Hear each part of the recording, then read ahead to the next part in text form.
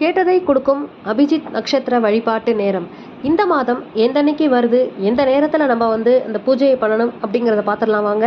இந்த மாதம் ஜூலை 12/7/2025 சனிக்கிழமை அன்னைக்கு காலையில் 6:24 மணி முதல் 6:48 மணி வரை இந்த கேட்டதை கொடுக்கும் அபிஜித் நட்சத்திர வழிபாட்டு நேரம் பவர்ஃபுல் 24 minutes இருக்குது.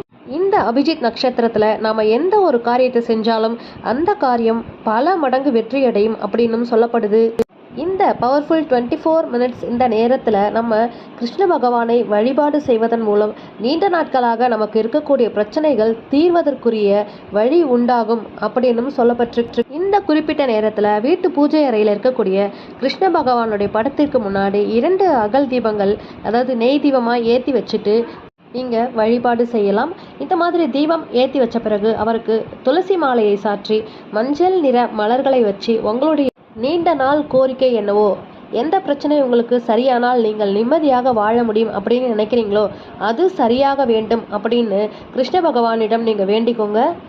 உங்களால் முடியும் அப்படின்னா மஞ்சள் நிறத்திலான லட்டுவை பெருமாளுக்கு முன்பாகவோ அல்லது கிருஷ்ண பகவானுக்கு முன்பாகவோ நெய்வேத்தியம் பண்ணிட்டு நீங்கள் தீபம் ஏற்றி முடித்த பிறகு இந்த அபிஜித் துதியை 3 தடவை மனசார சொல்லுங்க.